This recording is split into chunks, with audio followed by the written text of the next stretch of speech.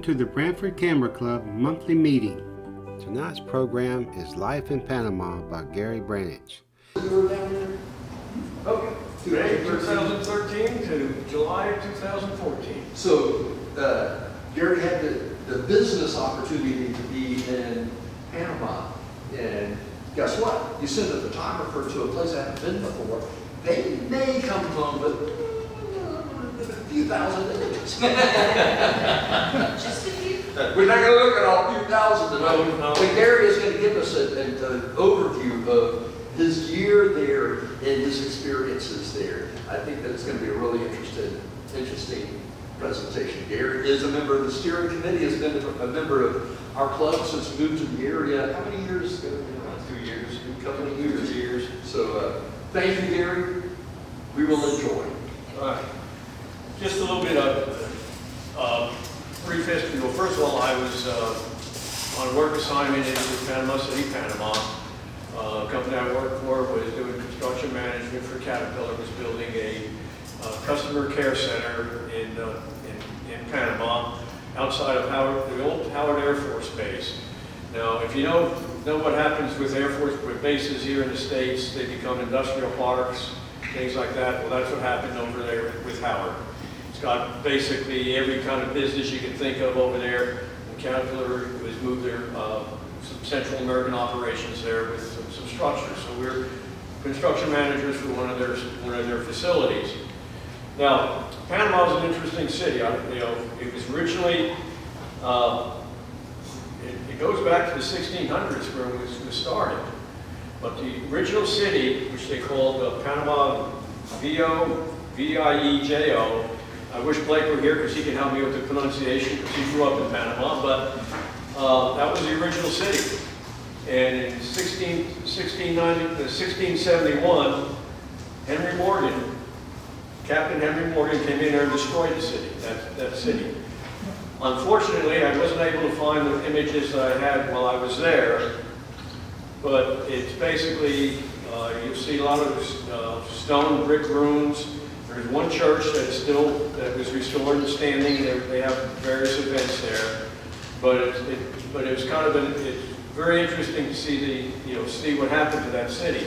What happened is then they moved the city 5 miles further in the Gulf, and then they called it Panama Nuevo, New City. And then within that city, there's basically 2 areas.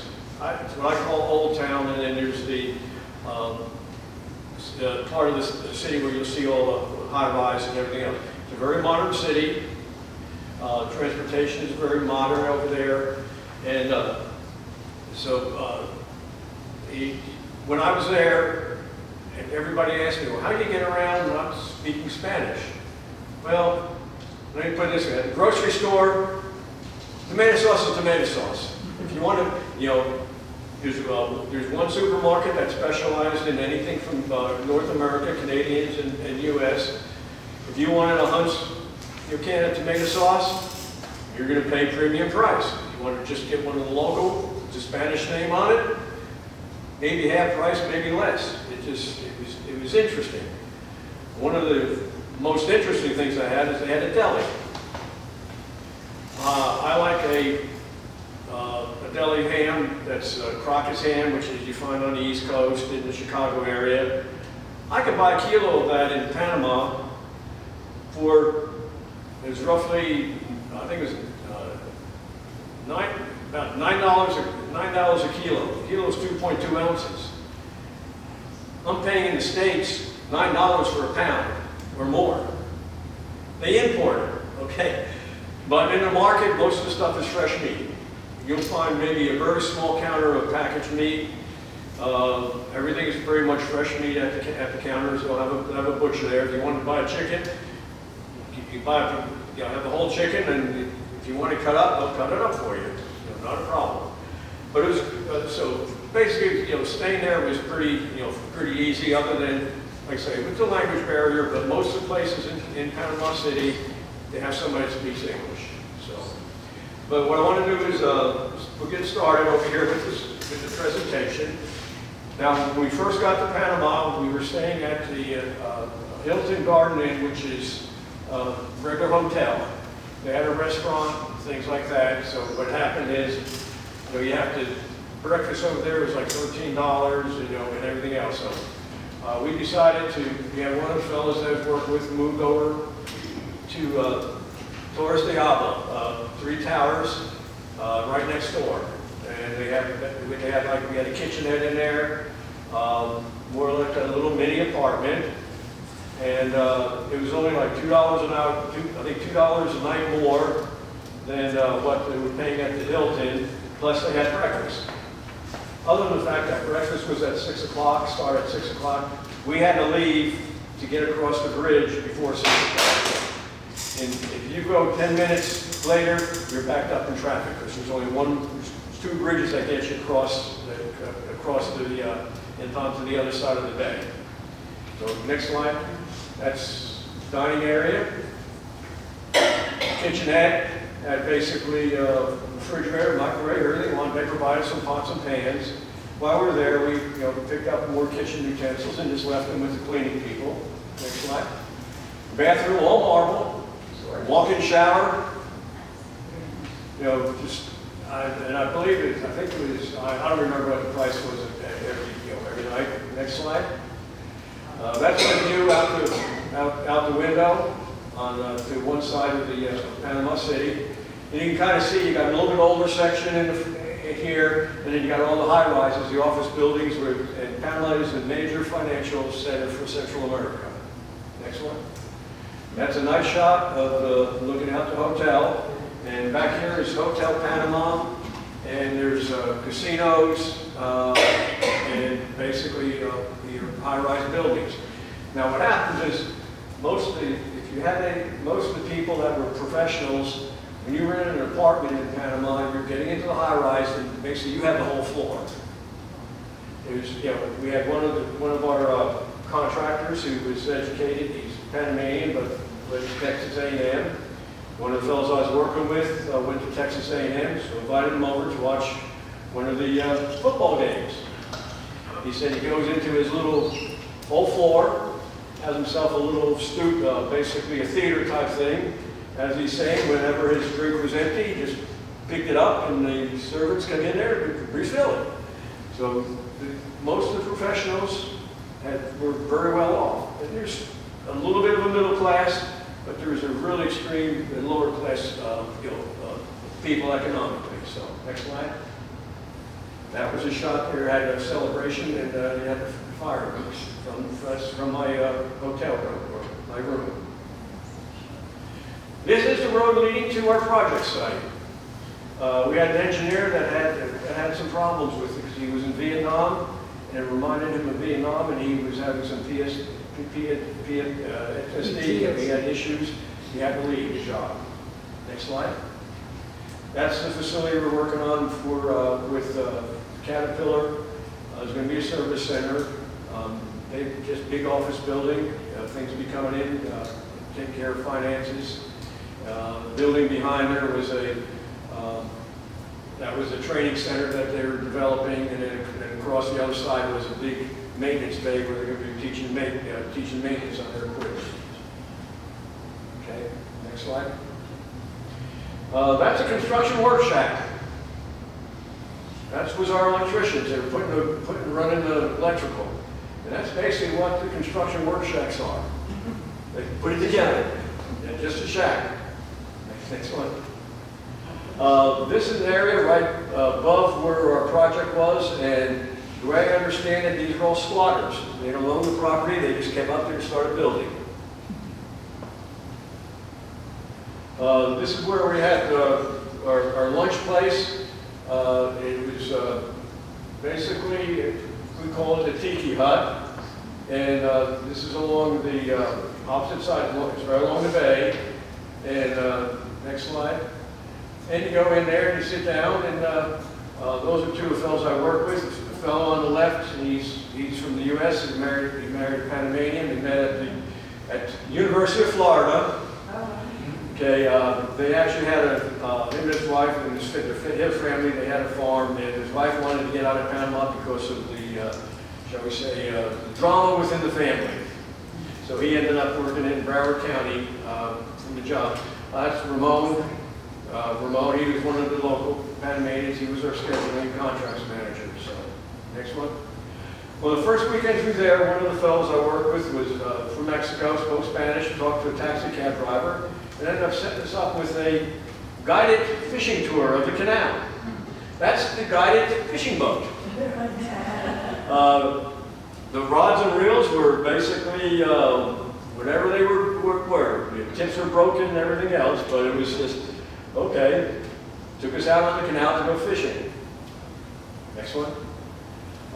One of the biggest problems with the canal is they have to do continual maintenance and basically dredge. And these are some of the pipes that they would use for the dredging equipment staged alongside the canal. That's kind of the area where you get away from the canal. You got some a little bit kind of a lake area. There's some trees and islands in there, and also where the fishing guide took us out. There's also a tour that takes you to Monkey Island.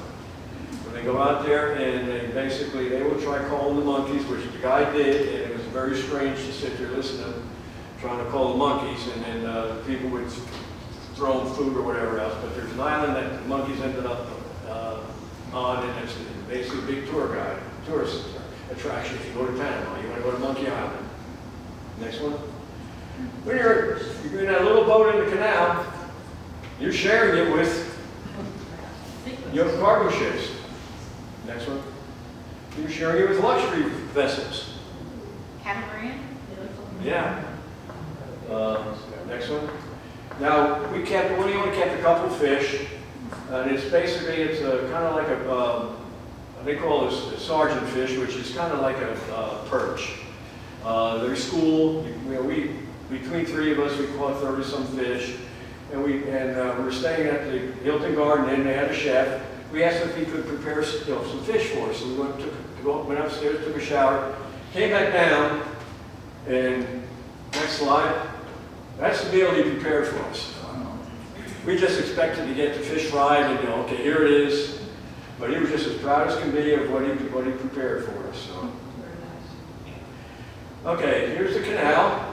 We're at the Marifel Locks, which is the first set of locks on the Pacific side. And you've got these vessels are actually coming in from the Caribbean side. So.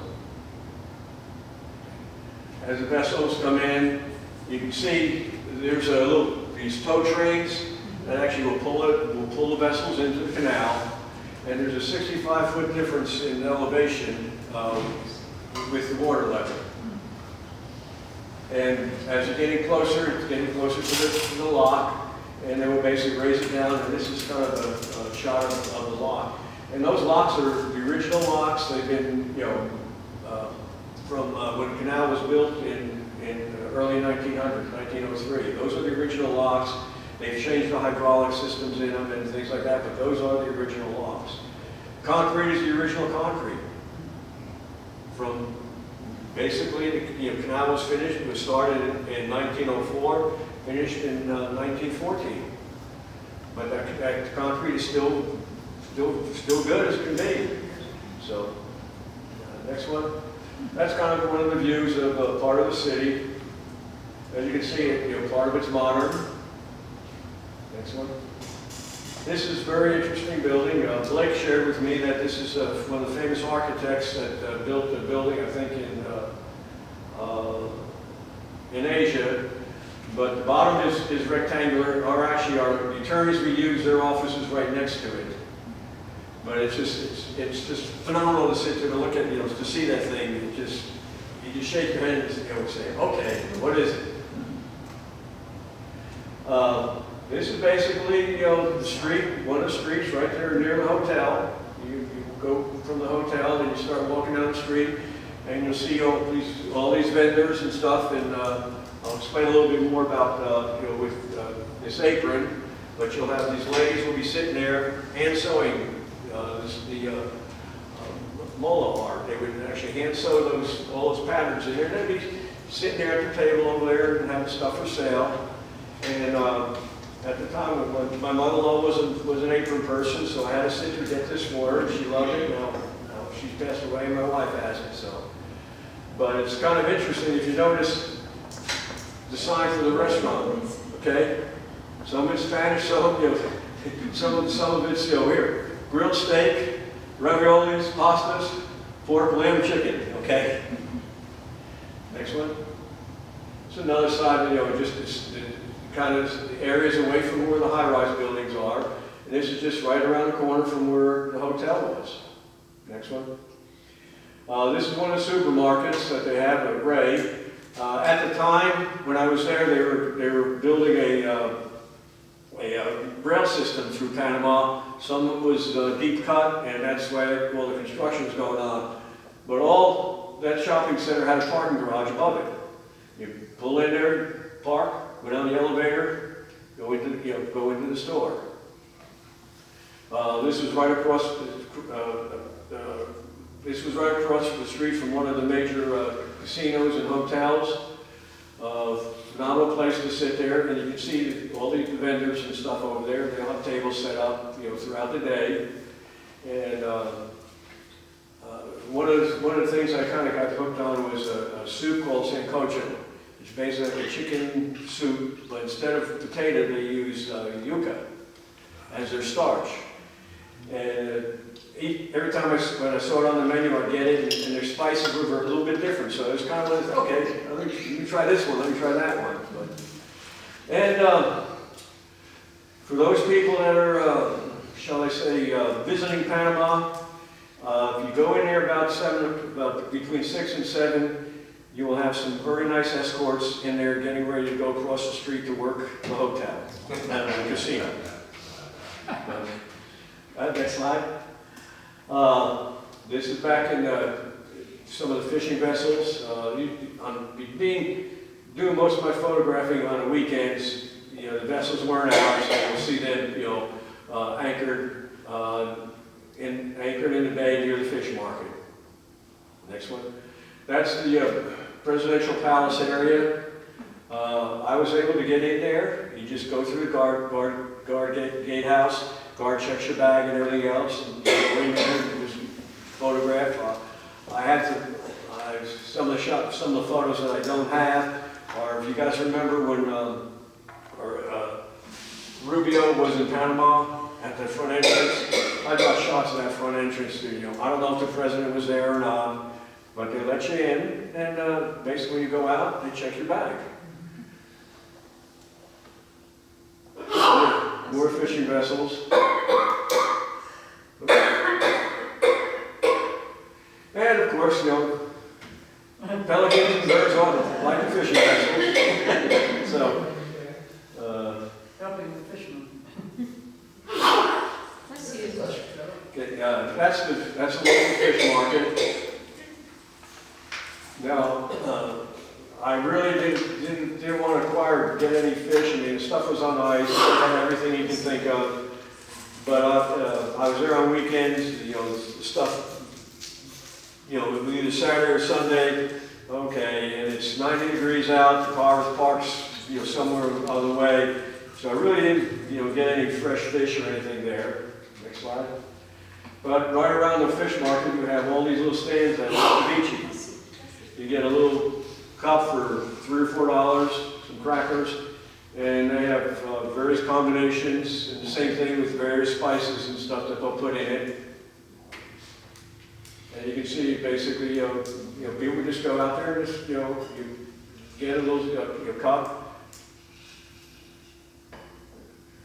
And there is one lighthouse. This is after the Bridge of America, going in from the Panama Bay.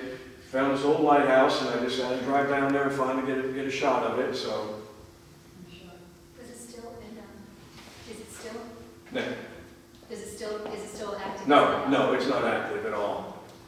Now this is what they call what's called Panama Boulevard, which is part of the Pan American Highway, and it's basically a divided highway in this section of town.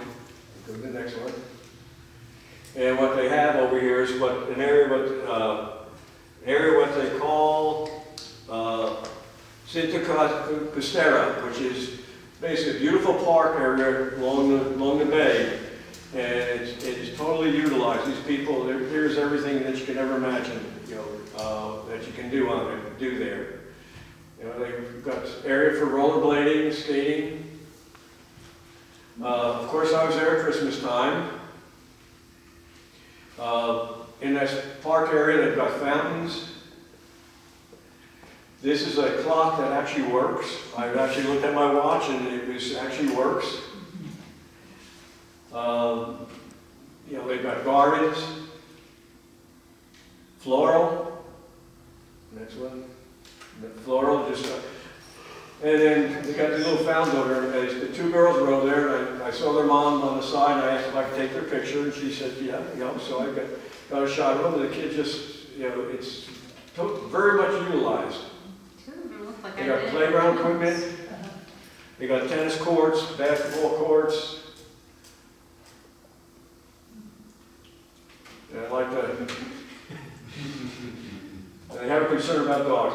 As you get down towards the end of the park area, at night I got some shots of this the fountain.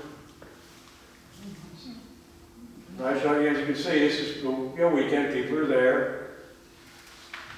Here's across to the presidential palace area and what I call Old Town, the older town. And they just finished this causeway that takes you kind of a bypass, and off to the side, they would have parking areas that you can, go to, but at night, they have different colored lights on that cycle through. Oh, That's neat.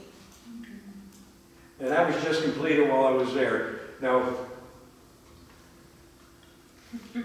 when you came into Old Town, I call it Old Town because it's the older part of the city.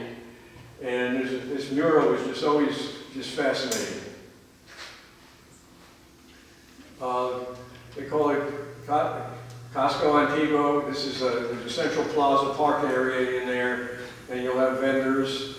There's one of the churches. Another shot at a different angle of that park or plaza area, kind of like Lake City. The streets are very narrow because it's all old. I mean, this goes back quite a way. Some of the streets are closed and some that you can drive on. We got restaurants, various cafes and stuff all along the area, but the architecture there is just phenomenal. It's old. I don't know what you would call it, Victorian, but it goes back to when the city was originally started in that section, and it grew out to where you have the metropolitan area. One of the old churches there. Doors. I love doors. I can just spend a day just photographing doors. And this area is kind of towards the end, outside at the end of the Old Town area, and basically what it is, it's you got a raised plaza up here, and then you've got you go down further down, you basically got some stores and restaurants and stuff in this area. Now I found this man was doing his watercolors, and I was able to purchase. I believe he wanted like $10 a piece, and I ended up negotiating with him for I think 3 for $25. And Panamanian money, coins, they have their own coins. They call them Balboas. They're the same size, same as our coins. Their paper money is U.S. dollar. There's no exchange rate. When you get change, from a store, you may have a Balboa quarter, a U.S. quarter, Balboa dime, a U.S. nickel, and it fits in vending machines. It's the same. The way I understand it, it's minted in the U.S., but their paper money is all U.S. dollar. And essentially, if you're going in any store, the only thing you don't want to have anything larger than a $20 bill. $50 or $100 bill, you have to show ID, and they record the serial number. Doesn't matter if you're in a grocery store or what, so whenever you go to the cash machine, you get it spits out 20s. But these are images that I got from him, and I framed them. When you get up above that area where the steps are, you kind of walk around and you have all these different vendors. There's the ladies over there selling this art, this cloth art over here. I don't remember if I bought it up there or down one of the other streets. But you'll see sometimes the ladies will be sitting there hand sewing this stuff. Now, all this stuff is hand stitched. And I bought my Panama hat there. And you show me the Panama hats. Now I paid $25 for that hat. If you go to the airport, same hat, $50 to $60. And you pick one out. He said the straw is tight in this one. This is a good hat. So, and outside in Panama City, there's a mall called Albrook Mall, and there's also there's also an airport there, and there's a major bus terminal in Panama where you can get a bus to go any place. This mall was kind of a long strip type mall. They have a couple malls in town that are basically kind of like what we would see, but they're very high end in terms of all marble floors, all the high end stores that you can think of. But they had themes that come out these different entrances. And they had a little rail car, carousel. This is a food court. I mean, if you can read some of the names, you got Popeyes. You got both Spanish, and U.S. Food suppliers over there. But the kids can ride a train around the mall, and they have different animal themes. You see, we got Wing Zone, we got KFC. You can't go wrong. Carousel. It was just phenomenal place. There was even a Caterpillar, a cat store in there. And they had basically all this stuff. Now, one of the things about when you go to the stores, if you have a bag from another store, you have to check it. They have little check areas outside. You cannot bring a bag into another store. And you go back out and you get your other bag. And while I was there, I made 2 trips into a town called Elvalla, E-L-V-A-L-L-E. It is the largest town in the cauldron of a volcano, an inactive volcano. It's about a 2-hour drive from Panama City. It's an area where a lot of the wealthy from Panama have basically weekend retreats. Really some fancy haciendas there, some nice restaurants there, and then there's also a local square. But I got hooked up with staying at this place over here. They've got the 2 buildings, and they're basically got two rooms on each side of them. And basically, when you get over there, they put up a hammock for you, give you a pitcher of ice water, and turn the fan on. It is cooler. It's cooler than the city when you get over there. The gardens were just gorgeous. Now, the couple that owned them, she's Panamanian, and they met at the University of Iowa. They were both school administrators, I believe, in Tampa. They retired, and they took over the place from her mother. And the gardens over there were just beautiful, unbelievable amount of floral, bananas, grapefruit, all kinds of tropical fruit growing in the gardens. And one of the things that they did was they were teaching the kids English. And the locals were not very, they're not very, well off. So what the deal was, they would barter for the kids for English languages. The kids would bring plants in, flowers in. So they had somebody take care of the gardens. That's basically, where I stayed. That's side entrance. The room is nothing fancy. Now, at 4 o'clock, you meet over there at their house at the entrance. They have a little patio over there. They feed the birds. And they have bird feeders. Don't ask me what kind they are, John. John should The know. birds will come out.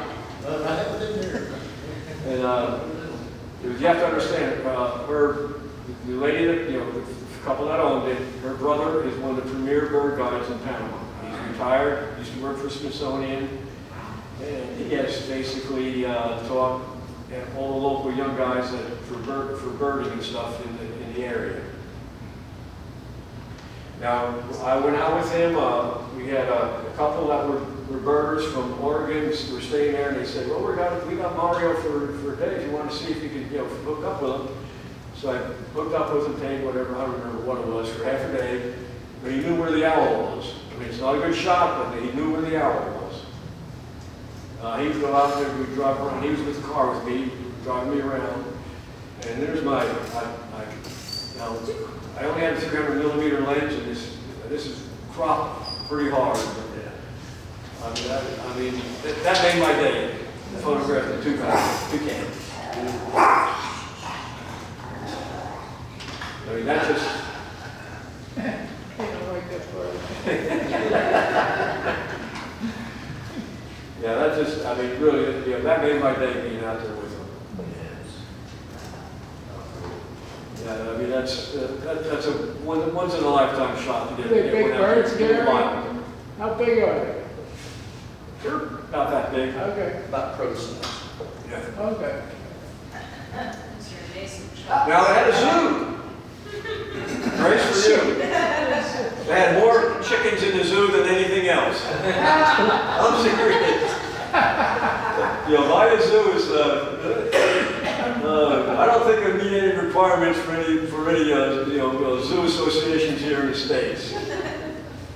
But somebody gave the monkey a lollipop. And we have alligators. What is it? They have their lizards. Now, Avaya's got a lot of trails and stuff because it is in the cauldron of the volcano, so you get out and you get around the area and stuff, and I was just exploring. I was there twice, so I explored this area, and I come across this bridge. Okay, nice. Walk across it, slide. That's the bridge I had to walk across. But they had a lot of creeks and waterfalls in the area.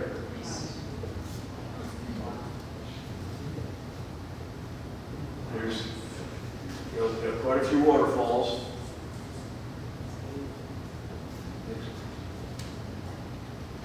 I wish Dad was here. He Of trained course. him. You had it's the same waterfall over there at a different time, different day. And the kids come out there and they're just, friendly as can be, okay? Somebody taking pictures. They have petrographs, and they're not, you don't see graffiti on them. You have to kind of hike up a little ways. Now, it was interesting, go to the next slide. This gentleman over there was explaining to me in Spanish what they all mean. I'm sitting, see? Then out of his little bag, he pulls out a chicken head. Showed me that. And then what he ended up doing is he ended up walking me. We're up a trail of I don't know, not too high, but he ended up walking with me down the trail. So I sit there and ended up giving him, I think, $5 or $10, like I say. But he was just explaining everything to me. What this and that, and sitting there. See,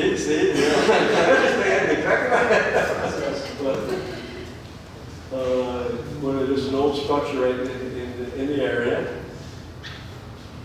Now this is the legend. This is the legend of the sleeping Indian.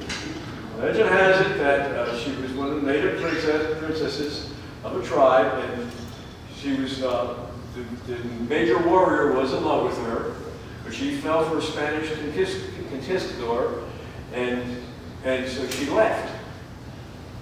And he basically, in front of her, he threw himself off a mountain.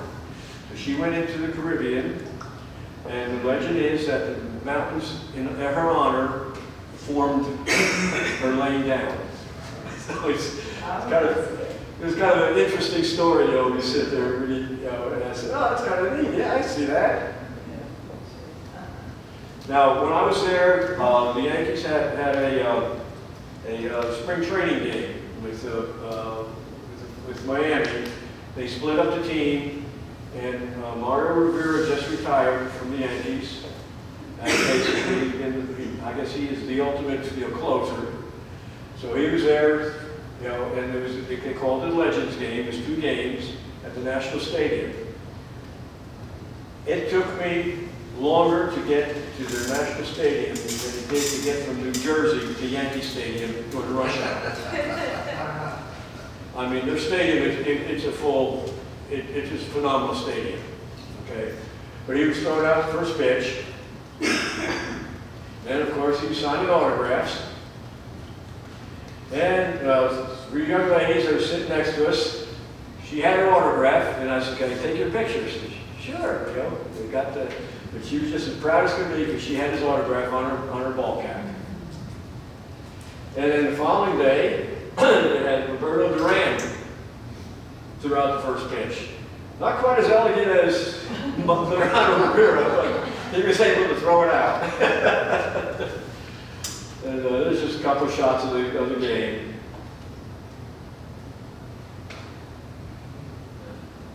Now, Carnival. They have Carnival just before Easter season went, and you know, they kind of they go all out for Carnival. They close down the streets. Next one. You know, they do their thing. I was warned by my local guys that watch your camera because they squirt water. They had 2 tanker trucks, water trucks, with the water gun. Everybody squirts everybody. It could be an older lady who come up to you, with the water gun, and they're selling them. And they're up there. I mean, literally, they just flat hose people down.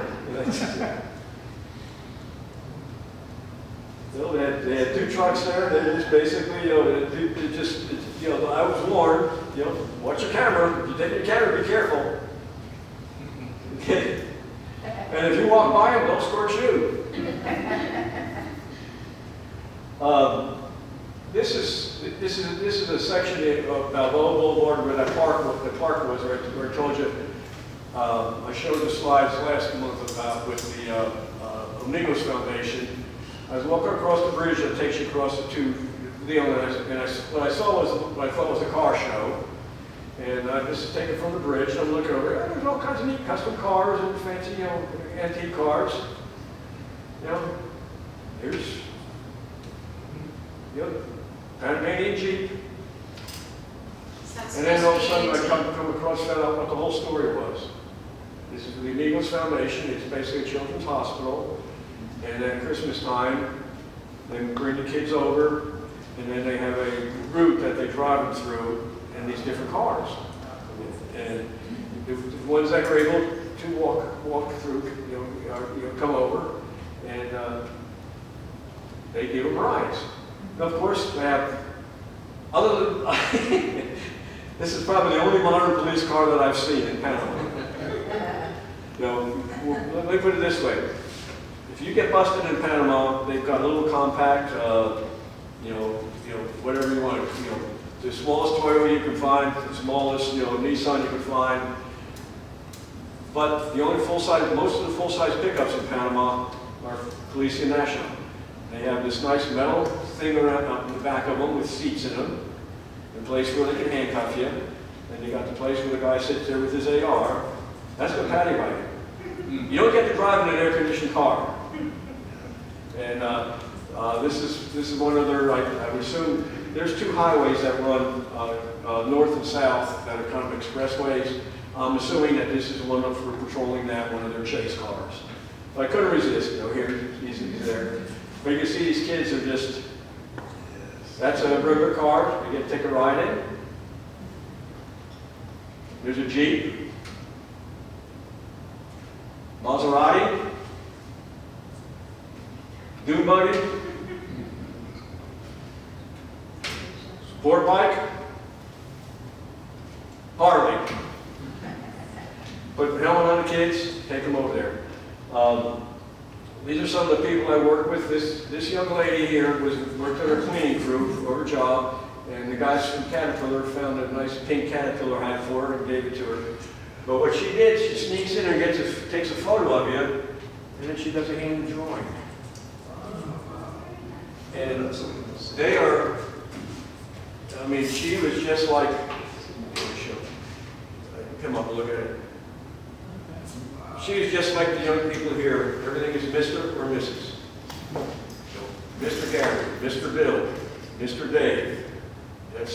She didn't speak much English, but all of a sudden they moved her to another area to do cleaning crew, and then all of a sudden, the guy said, hey, she left this for you, and she did a couple of them for some of the people. This is one of the cleaning ladies. She would come into our trailer, and then she would end up, she's a local native. She would take a bus in and catch a ride on her van to the work site, because this is out at Howard Air Force Base, where a lot of the commercial buildings were. So then she would come in, and next one. Then she'd change into her work clothes and go clean our trailers. This is a mechanical engineer. Most of the contractors and business companies had to have either an engineer or an architect on their site. Now, the way I understand it in Panama, when you graduate with an engineering degree, you're a professional engineer. If you graduate as an architect, you're a professional architect. You don't go through any kind of a cycle. And she was one of the mechanical engineers for a mechanical contractor. This lady was our safety officer for a contractor who was doing our architectural work, and they were basically out of Mexico. These are the two ladies that worked over at the hotel desk. They wanted me to take them to the ball game. They asked why didn't I get tickets to them for the ball game? Walking through that park area and stuff, and two ladies were just sitting there. I said, "Okay, take your photo." Yeah. They're just very gracious people. This lady, I started talking with her. She's Colombian. She's a banker.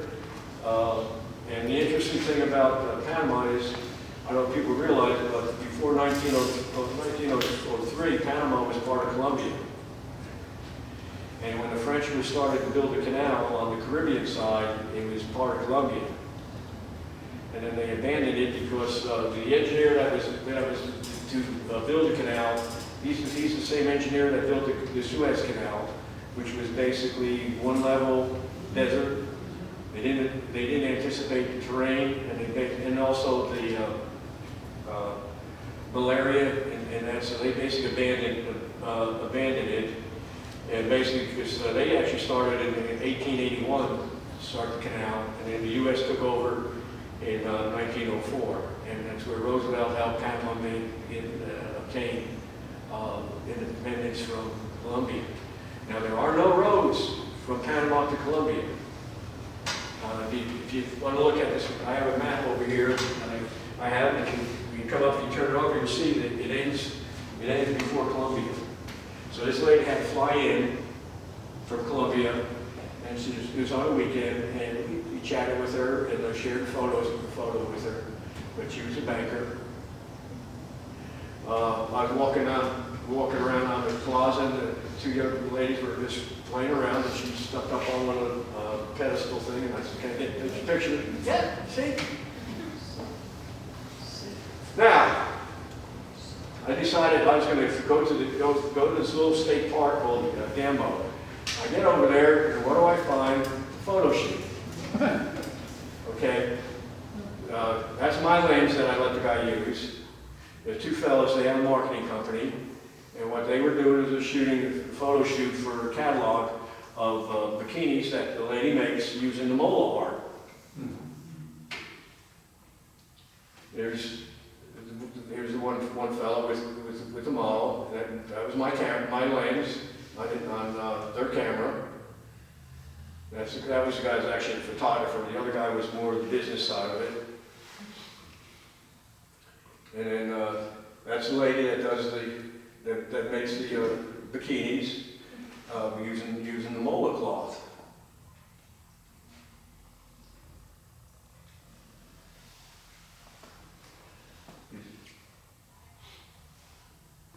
That's my hat. It was handy for them that you showed up, Gary. That's her mother. She's the brunette was a young lady and stuff. That her mother was with her. I thought I had a great time over there, catching that. And about a couple weeks later, I'm in Old Town, and what do I see? Come across this photo shoot. I asked her if I could take a couple photos, and she gave me two poses. I just have next shot is one pose. That's all I got from her. Okay. So I thought, oh, that's great. Then a couple weeks later, I'm in downtown Panama, Old Town Panama again, and I come across this. That's her mother. What can you say? You get a bunch of young models. You get this kind of rough-looking gal. Then you come across this. I said, this couldn't be any better for a guy, okay? But that was her mom. Is there a certain meaning to the headdress? Hmm? Is there a certain meaning to the headdress? I don't know. I never did find out. She was just...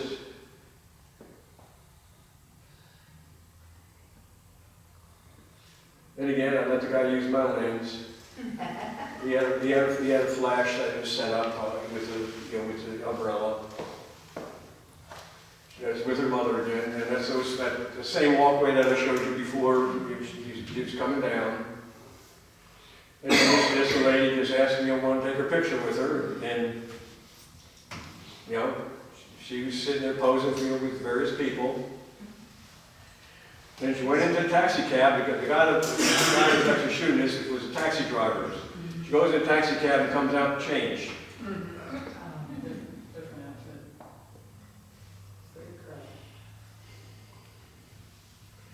She was in an area, she was doing spin arounds. It's a nice shot.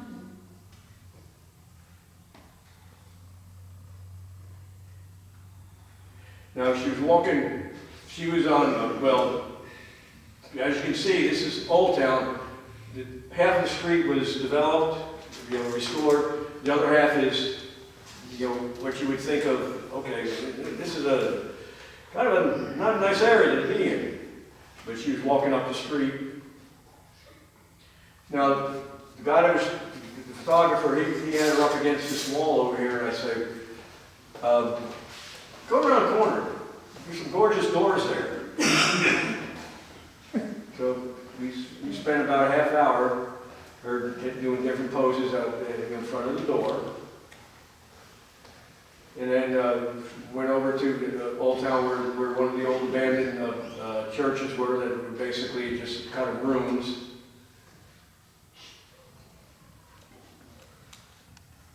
I hope you enjoyed the presentation. To learn more about the Brantford Camera Club, please come to one of our meetings.